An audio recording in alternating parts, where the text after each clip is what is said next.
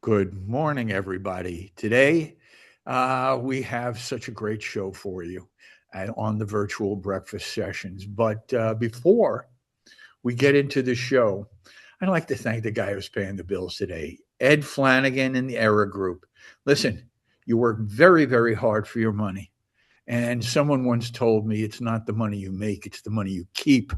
And if you think your distributors are not giving you the best deal or they're shorting you one way or another, not giving you the right price, call Ed Flanagan and the Era Group. Ed and his team will sift through your invoices, sift through your contracts, make sure you're getting exactly what you're paying for. And if you're not, he will suggest ways to make that happen. So, Ed Flanagan, the Era Group, and back to the show. Hey, listen, it's something we talk about and many people fear. Robotics and AI. What are you in your restaurant waiting for? But before we do that, let's go around the room and introduce ourselves. Darren, why don't you start? Morning, everybody. Darren Adair with American Hospitality Consulting. I've been in the hospitality industry for most of my life, and it's a business I love. Work on systems and processes, and love topics like AI and robotics and tools that can help restaurant owners find more time to work on their business instead of in their business. Thank you. Trevor, say hi. Hi, my name is Trevor Walford. I'm a freelance trainer, very much old school. I go into restaurants that are having problems on service, especially with the young managers nowadays. We've put some old school style systems in place that makes money. That's what I don't do. Been in the restaurant industry since I was 15, worked on cruise ships for 19 years. The rest of my career has been in hotels and restaurants around the world. Thank you, Trevor. Guy, say hi. Good morning, Guy Salas, Vision Financial Strategist. We bridge the gap between business, the art and the business, providing seamlessly integrated finance and cost control support to food and beverage and retail operations. We are in-house trained professional chefs who transition to finance, so we intimately understand the challenges of the margin and how to manage the margin. Okay. Fred, say hi. Good morning, Fred Clashman, editor and publisher of Total Food Service. Looking forward to a great session. Okay. And once again, I'm Larry Sashin. Robotics and AI. We've been talking about this for so long, and just wondering when the implementation of robotics and AI in the restaurants, what are you waiting for? Guy, can you start them off and talk about some of the hesitancy of getting robotics and AI into the systems? Well, I think the challenge, the challenge on the forefront is over adoption of AI without really building into it checks and balances, understand what's really happening. But also, I think that robotics needs to be very carefully done based on industry segments, so that you don't upset the balance between guest experience and the service you're giving. Robotics cannot. When you go into these places where you go to the podium, you order food online. There's no upselling going on. There's no interaction between the staff and your business. You've lost a huge segment of your ability to grow your business. So I think individually in certain industries, it can be very profitable and very good, but it has to be well thought out and it has to be strategically implemented so that you have checks and balances so that it doesn't get away from you. We deal with AI every day in finance. And I can tell you that while the input can be solid, the output sometimes can be very interesting and it needs to be reined in. So it's not something that I jump into the water openly and say, let's just do this. It needs to be well thought out in conjunction with your brand and your mission. So how does that happen, Guy? How do you think this out if you don't know what you're talking about? I think you have to do your research. You have to do your homework, and you have to understand where, if you're putting robotics in, where are the efficiencies going to be gained in your operation, and where are they going to inadvertently upset the balance between your branding and your customer experience model.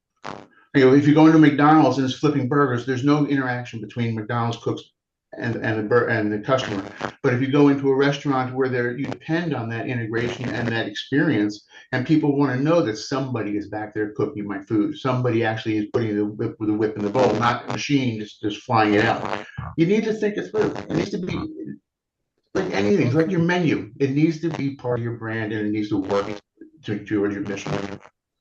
All right. All right. Thank you. Darren, can you add to that? Yeah, no, and I agree with some of what guys said. I mean, one of the things that people still look for when they come in is they want that relationship. They want that human connection. It's part of why we go out into a social atmosphere because we want to have that. And it is sometimes, go to McDonald's or these other QSRs where they have those pre-order boards and you can do everything on your own. You're sometimes left standing there. So that is something that is missing, and we need to be careful of that. But I think part of the problem is people don't understand. They're afraid of AI because they don't know what it is. They don't realize they're using it every day. Every time you do a Google search for anything, AI is kicking in. It's information. It's what you've done in the past. It's all these different things. It's part of life. So getting through that fear and then trying to find a way, what are the things that you need help with in your restaurant? Right? Maybe it's, you're sitting there, you're having labor issues, you're looking at your schedule, you're trying to figure it out where an AI tool can do that data dump, look to see where your peaks and valleys are and help you make a more effective schedule that is going to better service your guests when you need them and end up saving you money. There's so many different ways you can use these tools to give you time back to be able to focus on. I mean, one of the best places I think, and we've talked about this rule before, one of the best places I think that an owner can be in their restaurant is clearing tables. Because then they can get out there, talk to their guests, they can see if there was a problem with any of the food, they can deal with things, they can create those relationships.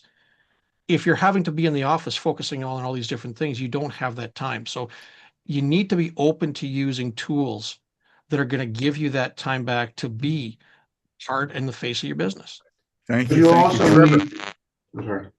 Go ahead. Let me just hit Trevor first. Yeah. Trevor, you're Mr. Hospitality.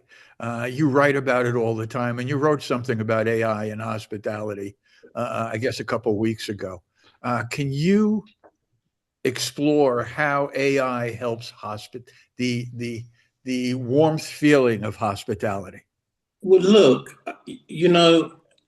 this is a very new subject to me, and I always say there's nothing better than human contact. You can't do that in a restaurant. I'm dead against QR codes in restaurants. And, how can you upsell? People like to see the person in charge. People like to talk to a person. I don't want to go to a restaurant and order my menu from a QR code or whatever. I want somebody to come and give me service. And AI is not providing that. Now, AI has helped me greatly in putting my post out on LinkedIn, for an example. I'm dyslexic a little bit, and AI helps me produce writing. It helps me to say what I want to say. I can feed it in and in and in and in on AI, on my experience. So that's helped me. And it's helped many people that have problems with reading and writing. But when I go into a restaurant, I don't want to stand there clicking. I want somebody to talk to me. And this is service. It's like if you say service charges included in your service, what service have you given me? You haven't given me service. I've done all the service. I've clicked the QR code. I've clicked the menu. All you've done is brought it to me. So what service have you given me? Okay, I understand that. I understand that 100%. But Darren, what AI features would help that server, that waiter, to give that free him up to give that hospitality to Trevor? I love that. And Trevor, I'm smiling the entire time you're talking because one, I do the same thing. My ADHD, when I'm writing my newsletters, I just dump everything into it and let it sort my thoughts out, then read through it to make sure I agree with it and tweak it and all that. So I was loving all that. But when you're talking about that service piece and for the servers, there's something that's very underutilized here in the US. And it blew my mind when I moved down here from Canada because everybody in Canada does this. It's where the server comes to your table to take the order, but they have that little pad where they can actually enter your order at the table. They're going to get suggestions on different things that they can order enhance when you're ordering. They're going to have things about sides. They're going to have things about drinks. It gets the orders in faster to the bar. It gets the orders in faster to the kitchen. It brings down the errors that are being made from when they get from the table and have to go punch it in somewhere else. Chances of errors are huge. It reduces their step count by up to 20+%, which then allows them to serve more guests and be more attentive to the guests that they're currently serving and potentially get other orders in faster. Like you get that first drink order in right away, you might get a second drink order in before the food comes because you're able to get it in that quickly. And then, which ticks my mom off, here they grab your credit card and walk away for 2, 3, 12 minutes. You don't know what the hell's going on with it. That doesn't happen because it's taken So care of at the what table. happens? Sorry to interrupt you, but then we introduced this on a cruise ship that I worked on, and it slowed the service up. Number one, the server should know the menu and what is recommended They should. when he goes to the table. It's taking time to click the buttons. They're clicking the buttons anyways because they have to go back to that terminal and punch it into the POS. Okay, As so long I, as you, I as long as you yeah, don't allow AI and these ancillary tools to take place in training. And this is where the industry suffers right now, is that so many people, restaurants do not train their staff adequately, or they give this training to somebody else, and you end up with that telephone game where I do it my way, I'm going to show you my way. And by the time you get exactly, down 20 employees, it's not what you wanted. That's a leadership and exactly. culture issue. That's not an AI robotics issue. That's a No, leadership but and culture. AI, that's why I think what you said is very important, Darren, but I think it has to be done with checks and balances. You have to make sure that it's going to yield and it's going to affect your brand the way you want it. People, we tend to, in the industry, to do things because it's a shortcut. We just throw it in and hope for the best.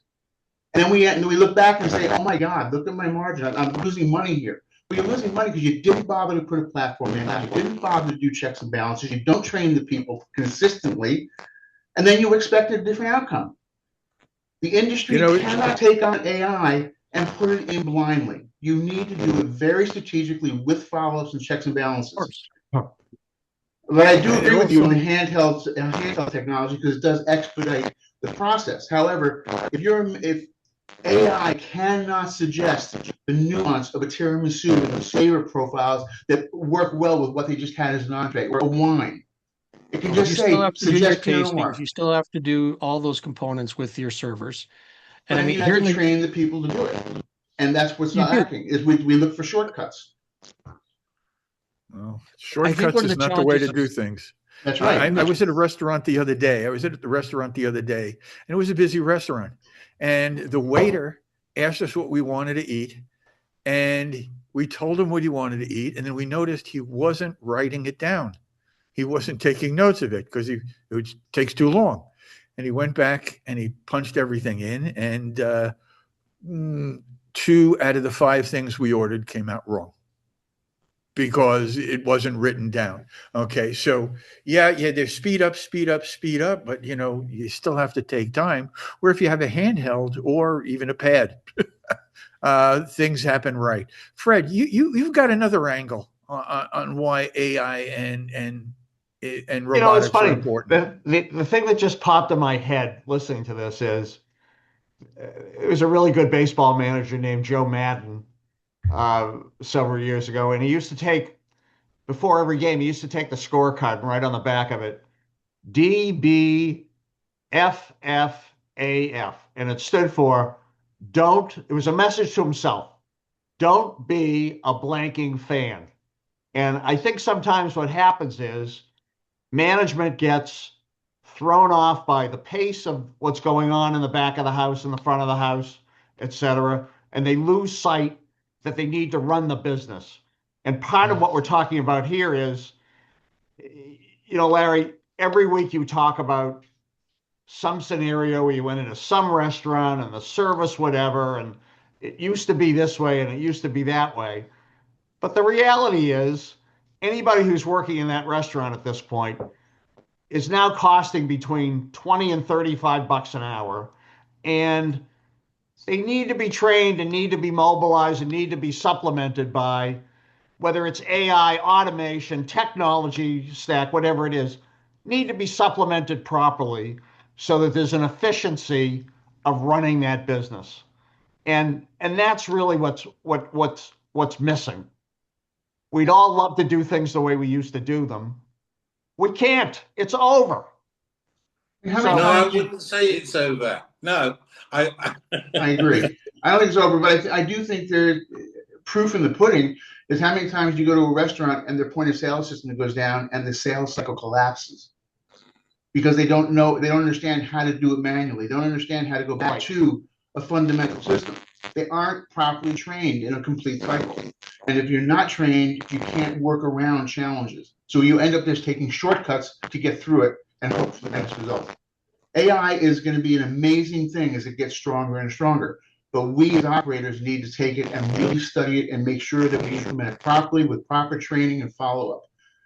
Because as I said before, I do financial planning with these all the time for big projects. And some of the results we get are very interesting. Hallucinations, it's amazing what the thing will put out. If you challenge it, sometimes they'll just acquiesce and give you what you want to hear, not necessarily what it should be.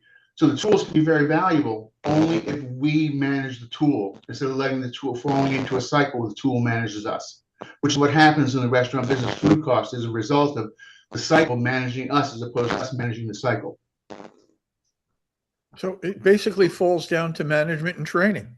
Yes, no matter whether you're using AI or not. Duran, let's go. And with or without technology, you've also always had to have a backup plan, plan B. Mm-hmm. So I think that's a really valid point too. Yeah. So we thought this was simple, eh? Just flip a switch, and there it is. So let's go through that training process. Darren, you've recommended a new piece of equipment to some restaurant that you're working with. Let's talk about the implementation, because that's one of the things I think that restaurateurs fear the most, is because they're like Fred and me. The restaurateurs, they're like Fred and me, old guys, and here it is, this new piece of equipment. There's a fear factor. How do we get over that, and how do we get that piece of equipment up and rolling? And training is always going to be one of the paramount things. And one of the challenges right now is that a lot of these more mature old owners, their systems and processes live in their head. They're not documented, they're not shared, and they're not properly put out there so that everybody can benefit from them. And I actually just wrote an article on this. It's something that, is one thing you need to work with them on to make sure that whatever you're doing, they already have a strong training mindset and are going to be communicating with their teams to make sure they have the tools. And when you're putting in anything, it's not just a matter of throwing something in to hope it works. You've got to do your due diligence ahead of time to make sure what you're going to put in, is it actually going to solve the problem? Like if the problem they think is X, you need to do some root cause analysis to find out really what is causing the problem before you make any suggestions. And then it's just being there to support. It's working with, it's coaching, it's being available to answer questions. I mean, anybody that I work with on and I've done training for years as well, you have to understand how they learn. How is the owner going to learn? How is a team member going to learn? Because that 15, 16, 17, 18-year-old kid who's being hired to work in a lot of the restaurants today because that's what's available, they're going to be okay with technology. They'll figure it out pretty quickly. They might not have all the information on how to use it. It's getting that owner who needs to be the real champion of all of this, because if they don't believe in it, their teams aren't going to believe in it, to understand not only how to use it, but where they're going to see the benefits. Here's where you're going to see results. Here's a time frame in which we typically see results. Here are some key metrics to watch for. Here are the KPI. Like you need to give them that information and then do check-ins. We're at this point, we should be seeing this. What are you seeing? Okay, you're seeing this. Well, let's tweak X, Y, Z. Or you're seeing that. Fantastic. You guys are crushing it. But if the ownership and leadership does not buy into any of these new implementations, it's going to crash and burn. And I've seen that happen too many times. Well, everything we do in the industry starts with at the top of the ship. And how often do you see businesses where the owner is disconnected from his own business, the business is faltering because the process, procedures, systems aren't documented, aren't trained, aren't in place, aren't maintained. I mean, the list goes on and on and on. And oftentimes when we go into work with clients, the first thing we recognize is that the owner has to change their perspective on what they're doing. They have to get back involved. Why did you get in the business? Get back involved in the business. Okay. A lot of people thought it was a passive business when they bought their restaurant and got into it. They wanted to put somebody in place to run it, and let's buy a restaurant. I think it'll be fun. It's always fun, when you go to restaurants, it looks great from the outside in, but looking from the back out to the front, it's a completely different industry. It's a completely different experience, and people don't recognize that. The restaurant industry is not a business; it's a lifestyle. And if you can't get over that into that lifestyle, don't do it. Now, I see in the background here, I see Trevor cringing. Okay, there's one thing. Let me finish this. So there's something that we have to identify before you buy your new piece of equipment, and we touched on it before, but we have to figure out a process because let's just lump restaurants into three different groups: casual, fast casual, and fine. Okay, three distinct groups. AI has got to mean something different to each one. And for the fast food, all he wants to, how do we get the food out faster? That's it. How do we get the food out faster? Then once you get to fast casual, then you also have a hospitality part that goes into it. And then when you're talking about the fine restaurants that Trevor's talking about, you needed to do something completely different. How do we identify those things? And how do we take that same piece of equipment and make it work three different ways? As an independent training consultant, when I go into operations, I don't use flip charts, I don't use screens, I put all of my training in live scenarios. And if you're going to take an iPad into an upmarket restaurant, the young waiter or young waitresses, they're going to be up there with technology. They're going to be. What we need to do, if we're going to bring that technology into restaurant, is put these waiters through in a room with live scenario training. What could happen? What couldn't happen? How can you recommend the dish better? If you were ticking the boxes, there's got to be verbal. At the moment, what I'm seeing when I go into restaurants, they've got the iPad. Are you ready to order? Yeah, I'll have the fillet steak blue. So the waiter ticks the box. Fillet steak blue. Yes, sir. Can I offer you some French fries with that? You understand the conversation's not. It's not riveting. It's not exciting. If I not engaging. Yeah, if I go into a restaurant, I like to take that menu over to the counter. Good evening, ladies and gentlemen. May I suggest the such and such and such and such? You're building a conversation. You're building your upsell. This is taking so much longer on an iPad. You're just losing that interaction with your customer. I'm going to stand there with my iPad. Nothing cringes me even seeing it. It just takes the finesse away. Now, you talk about fast food for restaurants, a Burger King or whatever you want to call it. That's turnover. That's very fast. But if you bring that kind of system into an upmarket restaurant, you lose the whole concept of what you're trying to build in that restaurant. You're losing the interaction, and that's what people want to see. Well, You're also losing perspective. Larry, I'm very happy you didn't include me in the age group thing. Don't really chasing you guys down quickly. But when I go to a restaurant, I want the interaction. I don't want to look at a computer. And when you come to the table with a computer, you're changing my whole perspective of the entertainment that I receive. Let me say this. When I worked for this cruise company for 19 years, they did a massive training program on the waiters bringing their iPads to the table. And, it was what the company wanted. We had to work around it, and we had to somehow do the training on the engagement side of it. But what it did take away, and this is interestingly, these waiters were all from the Philippines and Thailand. They're all very chatty people. They're very welcoming with the guests. What it took away is the conversation, because they were too busy having to click on their iPads. Well, it took the conversation away. Okay. I got, guys, time is always our enemy. Time is always our enemy.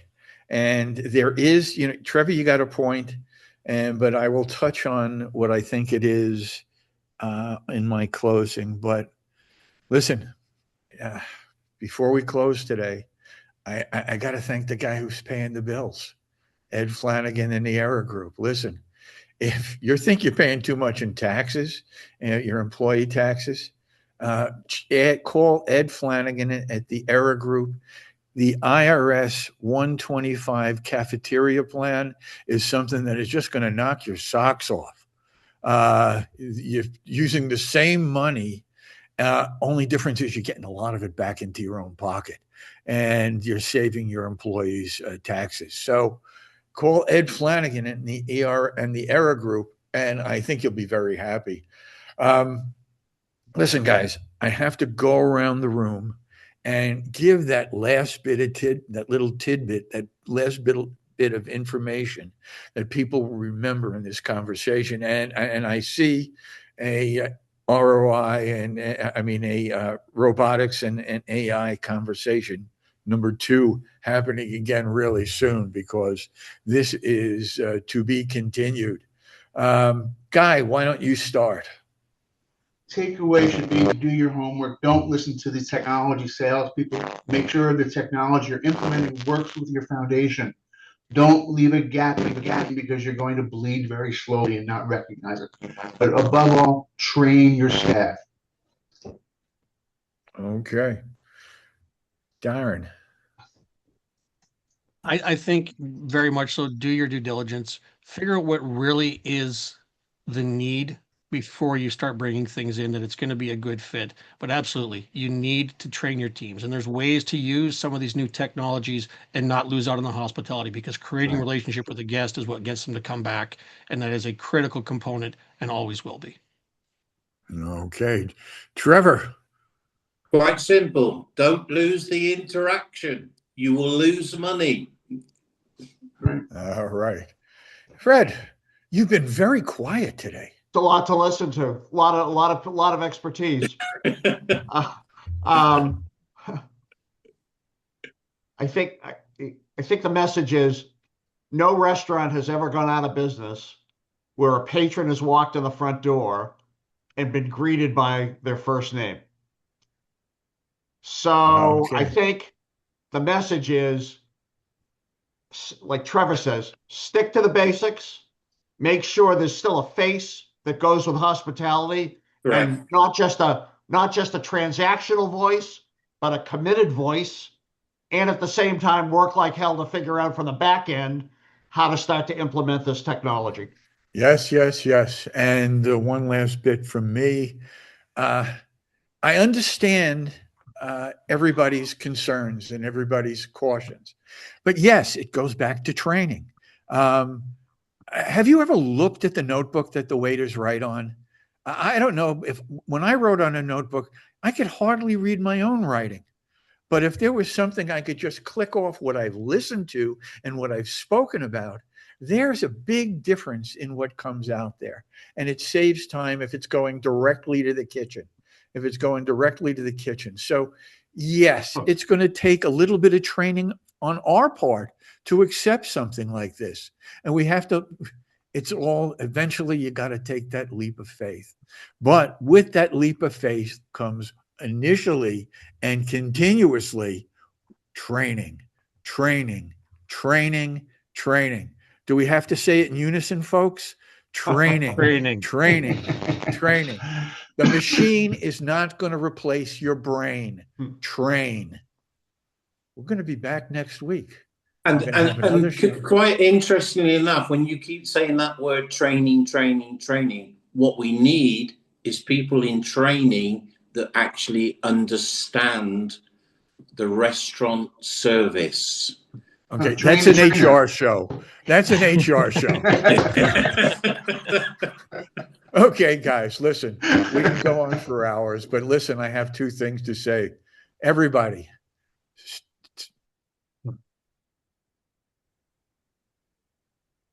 Oh, I really wanted to hear what he had to say. I did too. That's it. Leave us hanging.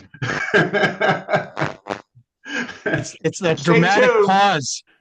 Use your imagination, Darren. Stay tuned. See you guys. See you. Stay healthy. Thank you. Bye. Bye. Bye.